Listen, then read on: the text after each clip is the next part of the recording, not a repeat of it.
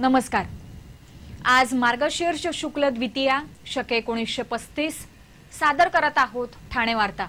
ठळक घडामोडी। राष्ट्रीय लोक अदालतीत 1 लाख दावे निकाली निघाल्यामुळे वरच्या न्यायालयांचा भार कमी। ज्येष्ठ नागरिकांच्या राज्य अजिंक्यपद स्पर्धेत ठाणेकरांना फारसं यश नाही। आणि स्थानिक संस्था करापोटी महापालिकेकडे 293 कोटींचा महसूल जमा। या आणि इतर घडामोडी विस्तृतपणे पण काही क्षणातच। राष्ट्रीय लोक अदालतीत ठाण्यामध्ये 1 लाखाहून अधिक दावे तडजोडीत निघाल्यामुळे तेवढे दावे वरच्या न्यायालयात प्रलंबित राहण्यापासून रोखले गेले आहेत। अलीकडेच झालेल्या राष्ट्रीय लोक अदालतीत ठाण्यातील विविध न्यायालयांमध्ये 1,08,000हून अधिक दाव्यांमध्ये तडजोड करण्यात यश आलं। हे दावे तडजोड झाले नसते तर प्रलंबित दाव्यांची संख्या आणखीन वाढली असती। अनेकदा खालच्या न्यायालयात झालेल्या निकालाला वरच्या न्यायालयामध्ये आव्हान दिलं जातं, त्यामुळे वरच्या न्यायालयांमधील प्रलंबित दाव्यांच्या संख्येतही वाढ होते। मात्र लोक अदालतीमध्ये तडजोड झालेल्या दाव्यांमध्ये अपील करता येत नसल्यामुळे हा दावा तिथेच संपतो। यामुळे न्यायालयालाही बराच फायदा होतो। राष्ट्रीय लोक अदालतीमध्ये संपूर्ण देशात 71 लाखाहून अधिक दाव्यांमध्ये तडजोड झाली होती। या एकूण दाव्याच्या जवळपास 1.5%हून अधिक तडजोड एकट्या ठाणे जिल्ह्यातील न्यायालयांमध्ये झाली। जिल्हा न्यायाधीश के सोनावणे, जिल्हा विधी सेवा प्राधिकरणाचे सतीश चंदगडे यांनी दिवस रात्र घेतलेल्या मेहनतीमुळे प्रलंबित दाव्यांची संख्या कमी होऊ शकली। ठाण्यातील ज्येष्ठ विधिज्ञ प्रभाकर हेगडे यांची लोक अदालत ही कल्पना होती। ग्रामीण भागाचा दौरा करताना हेगडे यांच्या लक्षात आलं की आदिवासी आणि ग्रामीण भागात विधी सहाय्य मिळत नसल्यामुळे लोकांना त्रास होतो आणि त्यातूनच लोक अदालतीचा जन्म झाला। आणि आता या लोक अदालतीमुळे वरच्या न्यायालयात जाणाऱ्या दाव्यांची संख्या रोखली गेली असून आता या लोक अदालतीची चांगली फळं दिसू लागली आहेत। ठाणे जिल्हा मास्टर्स ॲथलेटिक्स संघटना आणि मास्टर्स ॲथलेटिक महाराष्ट्र यांच्या संयुक्त विद्यमानं आयोजित करण्यात आलेल्या ज्येष्ठ नागरिकांच्या राज्य अजिंक्यपद आणि निवड चाचणी ॲथलेटिक्स स्पर्धेतील पहिला दिवस पुण्याच्या 70 वर्षीय बाबू सावर्डेकरांनी गाजवला। दादोजी क्रीडा संकुलात आज आणि उद्या या स्पर्धांचं आयोजन करण्यात आलं आहे। या स्पर्धेत 30 वर्षांपासून 85 वर्षांपर्यंतचे 400 पुरुष महिला धावपटू सहभागी झाले आहेत। यामध्ये 320 पुरुष आणि 80 महिला आहेत। पुरुषांच्या 70 वर्षावरील वयोगटात बाबू सावर्डेकरांनी 5 किलोमीटर धावण्याच्या स्पर्धेत 17.5 मिनिटांची वेळ देत पहिला क्रमांक पटकावला।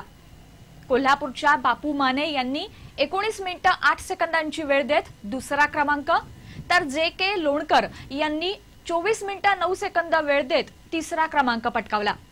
स्पर्धेतील पुरुषांच्या 65 वर्षावरील थाळी फेक स्पर्धेत मुंबई उपनगराच्या विजय शेट्टी यांनी प्रथम क्रमांक, रायगडच्या जे टायगर यांनी द्वितीय, तर कोल्हापूरच्या गणपत पाटील यांनी तिसरा क्रमांक पटकावला। 55 वर्षावरील महिलांच्या लांब उडी स्पर्धेत सुषमा पाटील यांनी प्रथम क्रमांक, सीमा पवार यांनी द्वितीय क्रमांक, तर अंजली वर्टी यांनी तृतीय क्रमांक पटकावला। 45 वर्षावरील महिलांच्या लांब उडी स्पर्धेत हेमलता वाघ यांनी प्रथम, सुशीला अमीन यांनी द्वितीय, तर पौर्णिमा राणे यांनी तृतीय क्रमांक पटकावला। ठाण्यात होत असलेल्या या स्पर्धेत ठाण्यातील स्पर्धकांना मात्र फारसं यश मिळालं नाही।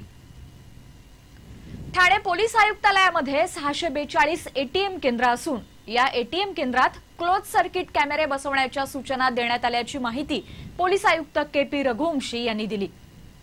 वाहतूक शाखेनं ज्येष्ठ नागरिकांसाठी सुरू केलेल्या स्वतंत्र वाहन उभं करण्याच्या सुविधेचा शुभारंभ रघुवंशी यांच्या हस्ते झाला, त्यावेळी ते बोलत होते।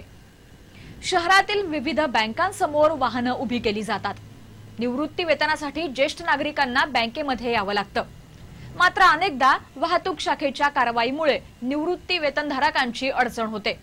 यासाठी वाहतूक शाखेनं ठाण्यातील 14 बँकांच्या ठिकाणी ज्येष्ठ नागरिकांसाठी वाहनं उभी करण्याची सुविधा सुरू केली आहे।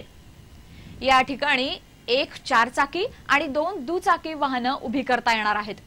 या जागेवर ज्येष्ठ नागरिकांशिवाय अन्य कोणाचं वाहन उभं राहिल्यास त्यावर कारवाई केली जाणार आहे। ठाणे पोलीस आयुक्तालयाच्या 5 परिमंडळात 34 पोलीस ठाणी असून या अंतर्गत 642 एटीएम केंद्र येतात। या सर्वांचं सर्वेक्षण करण्यात आलं असून एटीएम केंद्रात येणाऱ्या ग्राहकांच्या सुरक्षिततेसाठी क्लोज सर्किट कॅमेरे बसवण्याच्या सूचना देण्यात आल्या आहेत। ज्या बँका क्लोज सर्किट कॅमेरे बसवणार नाहीत त्यांच्यावर कारवाई केली जाईल असा इशारा पोलीस आयुक्तांनी दिला आहे। ठाणे लाचलुचपत प्रतिबंधक विभागानं 2 पोलिसांना हजेरी लावण्यासाठी लाच स्वीकारताना रंगेहात पकडलं आहे। प्रताप सिंग परदेशी हे कल्याणमध्ये बांधकाम व्यावसायिक आहेत। त्यांच्यावर दाखल झालेल्या गुन्ह्यामध्ये त्यांना पोलीस ठाण्यामध्ये हजेरी लावणं बंधनकारक होतं। दर गुरुवारी चिकणघर पोलीस चौकीवर ते हजेरी लावत, मात्र त्यांनी काही वेळा पोलीस ठाण्यात हजेरी लावली नाही। म्हणून ही हजेरी लावण्यासाठी कल्याणच्या महात्मा फुले चौक पोलीस ठाण्याचे पोलीस उपनिरीक्षक शंकर सावंत आणि पोलीस कॉन्स्टेबल किशोर कांबळे यांनी त्यांच्याकडे पैशाची मागणी केली होती। सावंत यांनी एकूण 12,400 रुपयांची मागणी केली होती, पण तडजोडी अंती ही रक्कम 8,400 रुपये ठरवण्यात आली। चिकणघर चौकी इथे हे 8,400 रुपये स्वीकारताना या दोघांना रंगेहात पकडण्यात आलं। सीमा प्रश्न हा राजकीय इच्छाशक्ती असेल तरच खऱ्या अर्थाने सुटू शकेल असं प्रतिपादन 87व्या अखिल भारतीय मराठी साहित्य संमेलनाचे नियोजित अध्यक्ष फ.मु. शिंदे यांनी केलं। ठाणे मराठी ग्रंथ संग्रहालयाच्या वतीनं अखिल भारतीय मराठी साहित्य संमेलनाचे अध्यक्ष झाल्याबद्दल फ.मु. शिंदे यांचा सत्कार करण्यात आला। त्यावेळी सत्काराला उत्तर देताना केलेल्या भाषणात त्यांनी हे प्रतिपादन केलं। गेली अनेक वर्ष सीमा प्रश्न पडून असून तो सर्वोच्च न्यायालयापर्यंत गेला आहे।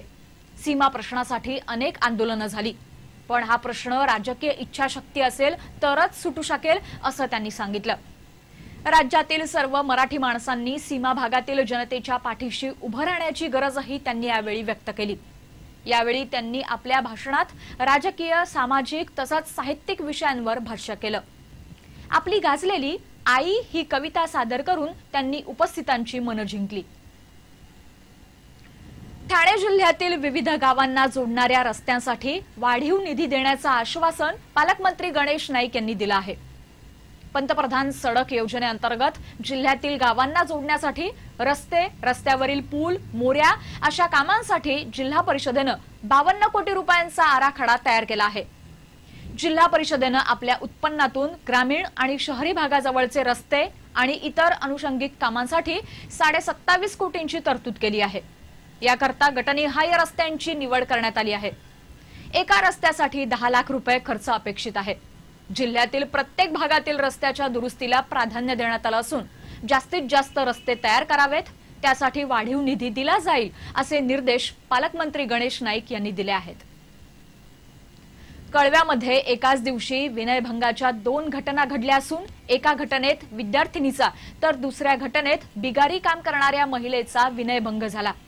यापैकी एका घटनेतील आरोपीला कळवा पोलिसांनी अटक केली आहे। कळव्यातील मनीषानगर इथे राहणारी 23 वर्षीय पीडित महिला ही विवाहित असून बिगारी म्हणून काम करते।